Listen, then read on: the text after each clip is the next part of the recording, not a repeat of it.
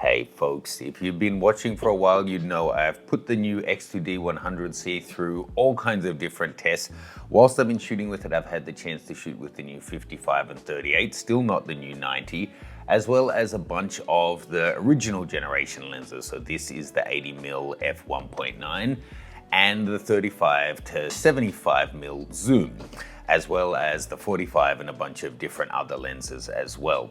Now, in this video, I'm going to go through and show you some footage from behind the scenes shooting with it over the past month or so. A quick shout out to Panda Camera. They have been loaning me this camera again and again in 2 or 3 day bursts so that I could keep making more content for you guys. Also, thanks to B&H Photo who sent out these 2 older lenses for me. 2 that I am particularly interested in because I'm considering moving into this system myself. So I want to know how they perform. In terms of the title, my first impressions were that they've got the new lenses to a point now where they're light, fast, silent, working great. The old lenses are so big and heavy to really make use of what this new body can do and to make it into a complete killer system. They really need to bring out updated versions of these lenses, maybe even some new variations. But let's jump into the shooting. I'll give you my thoughts as we go through it. Then we'll come back and look at some images and talk about what I think of these 2 lenses in particular. Now, you might recognize some of these shoots with Rosanna and later with Felicia as well. We actually shot on this day for 3 different videos. One was a day in the life of a lingerie photographer, and the other was checking out the new Tamron lens for Nikon Z mount. I'll have cards to both of those above. But Felicia and Rosanna are both fantastic to shoot with. And fortunately, they take direction well because given that this doesn't have any kind of continuous autofocus, you do need to have people stay reasonably still to make sure that there's no small movements between when you acquire focus and when you actually take the shot. But you'll see in the sample files, we got some incredibly detailed files from this day of shooting. You can grab the whole zip file of sample images from the Hasselblad. There's a link in the description below over to learn.artnudeportraiture.com, and whilst you're there you can check out my brand new course, Art Nude in Public. I shot this with Steph and 8 other models all through 2022 all around the world, from Iceland to rainforests in Australia, the scalding hot desert in Nevada, to downtown Manhattan, and much, much more. It runs for over 5 hours and you join us on a bunch of different photo shoots to see how to execute these kind of shots for yourself. Details are below.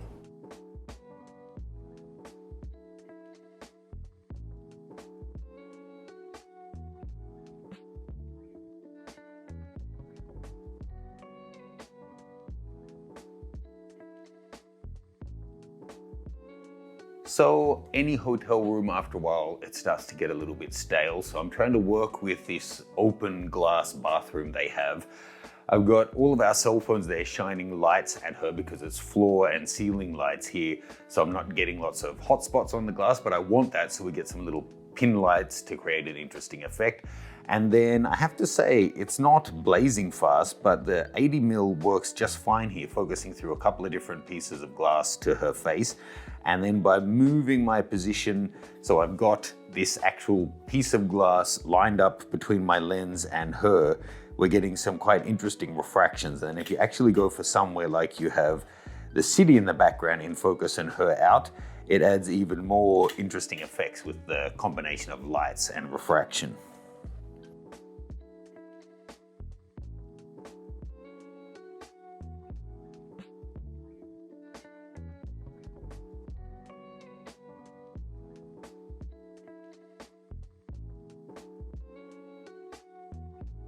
So look, I've been shooting with all of these lenses plus the new 38 and the old 45 and some others for about a month now, and I can say the new ones are clearly faster for autofocus and less hunting to grab focus, and maybe even more noticeable, they're quieter. But I haven't had situations really where I'm missing focus on any of them.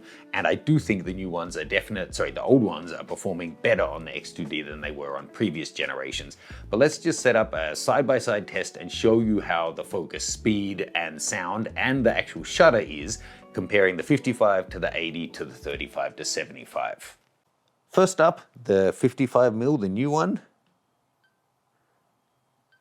Near silent, the background.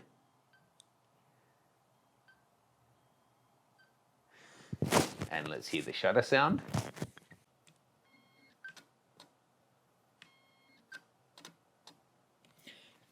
It may be hard to get an idea of just how quiet that is, but I think in a normal room, the model 6 feet away would barely hear the click.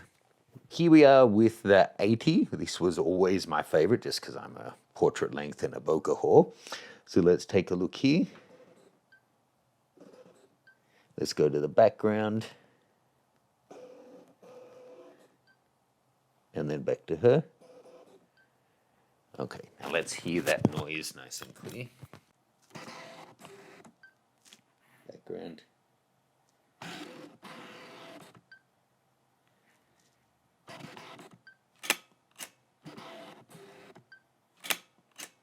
Now, here we are with the zoom. This is at 75mm.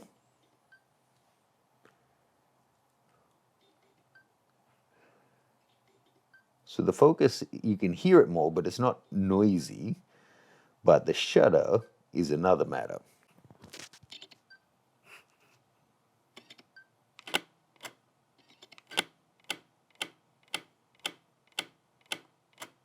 So look, it was faster and definitely a lot quieter, but I just want to point out that whilst this one has a bit of a machine gun leaf shutter sound to it, it's still way quieter than something like a D850 or a Canon 1DX. I would say they're 3 to 4 times louder and they interrupt the scene a lot more. So it's really noticeable between the 55 and the zoom, but the zoom is still quieter than your average camera's shutter. So it is what it is.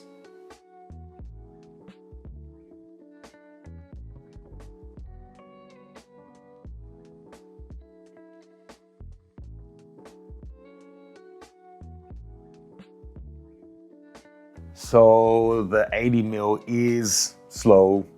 It's a lot better on this, but it is kind of slow, but it is still my favorite lens. I really hope that the new 90mm they have coming is going to be a good replacement for this guy.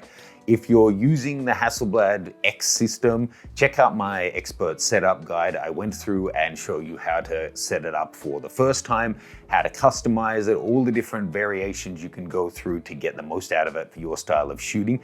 And it is kind of a streamlined camera system, but there's some things that you definitely want to learn what your options are to be able to get the most of it. Having such a different interface, it's going to be different from pretty much any other camera that you've used before, and it can be a bit of a jolt to the system. So learning your way around it quickly will help your enjoyment of this great camera. Check it out, link for that one is in the description below.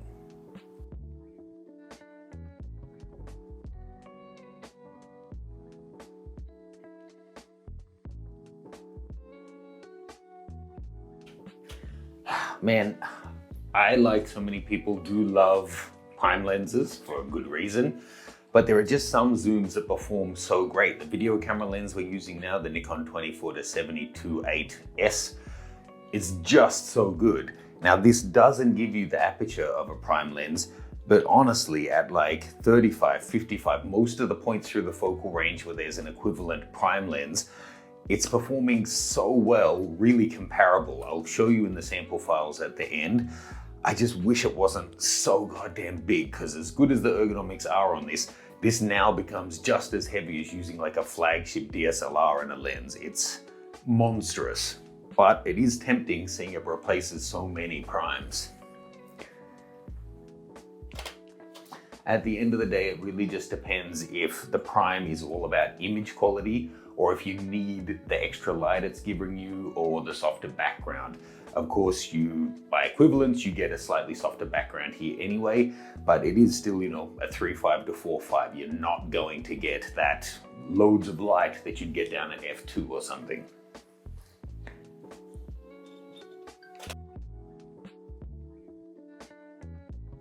Okay, let's take a look at some images here. Now, I've got a bunch from my time shooting with this camera. I've just chosen out a bit of a cross section. I'll give you loads that you can download, including some extras that I may not even show here.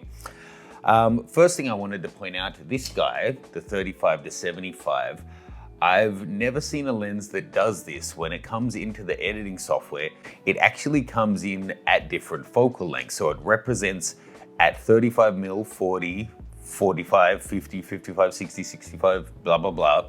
Every 5 mil increments, it reports itself as being a different lens. That's kind of crazy.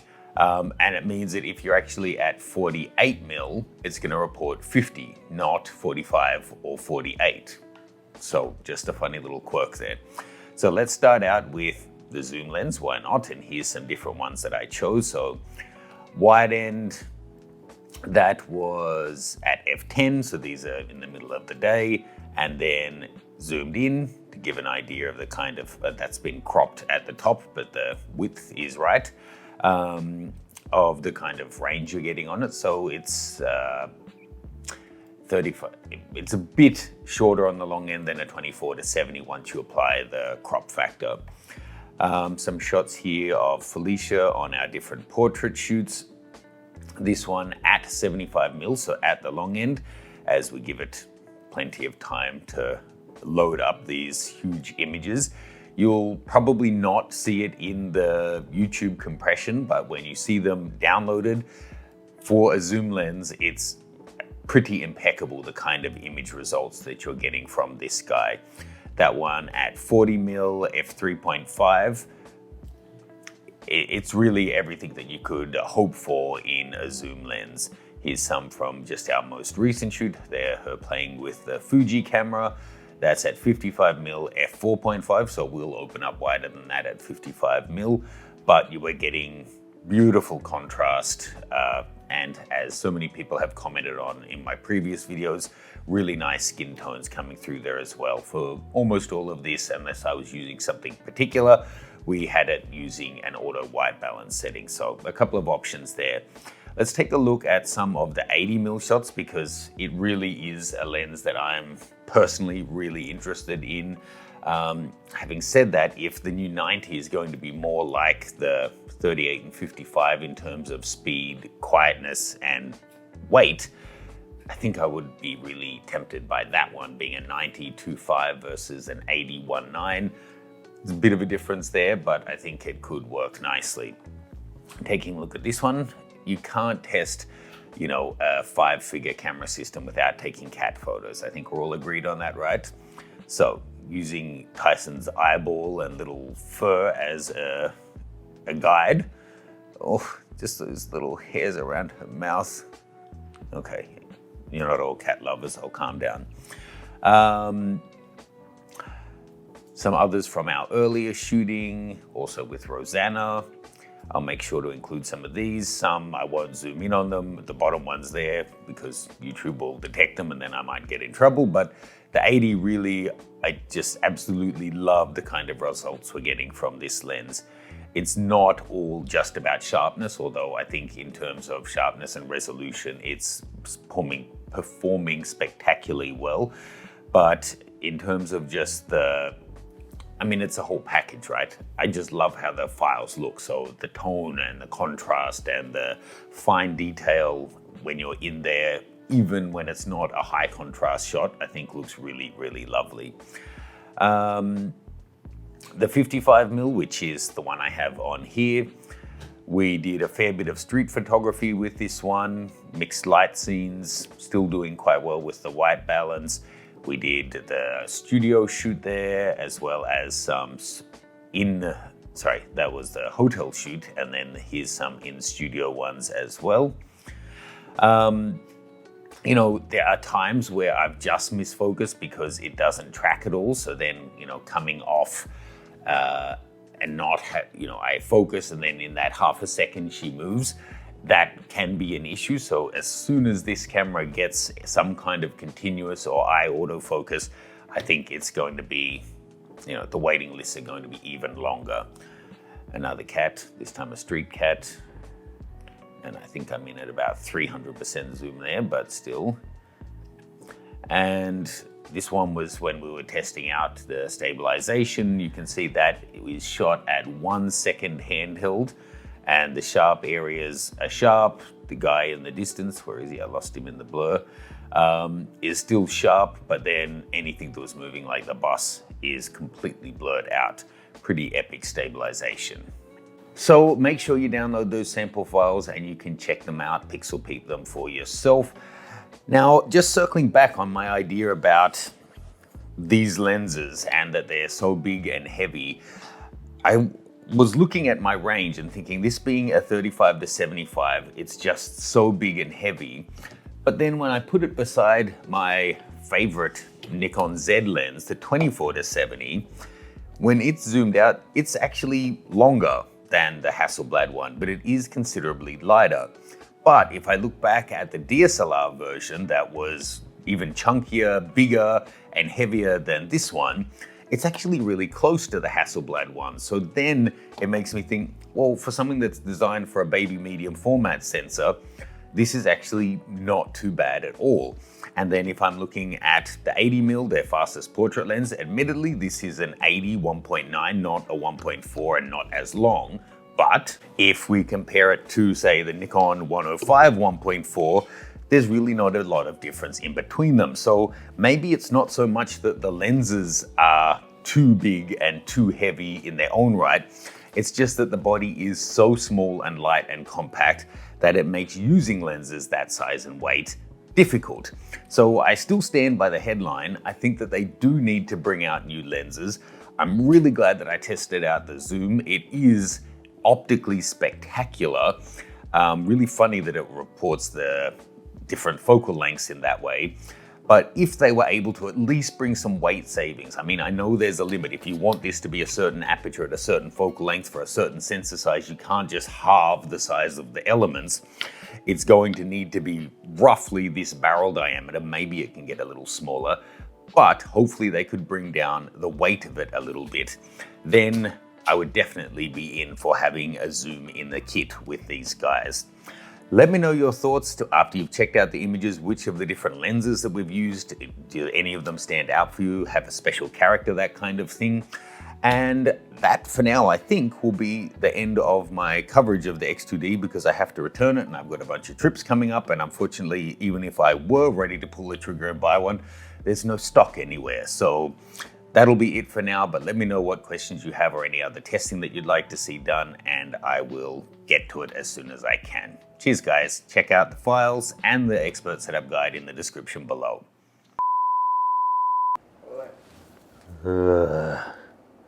Okay, flash forward 1 whole month of me saying that the zoom lens was too big and heavy and everything like that. I bought one.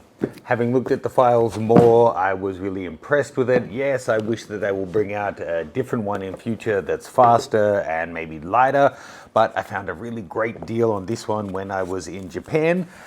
Knowing how much I wanted it, I went ahead and bought it, and now I have the lens with no X2D body because they're still back ordered everywhere. So add that to my review. No matter what I said through the video, finally I liked it enough that I actually went out and bought it. There you go. Either I'm impulsive or it's one of those lenses that kind of grows on you over time. Let me know your thoughts. I'm going to put this into my dehumidifier fridge until I actually get a camera to shoot it with. See you guys.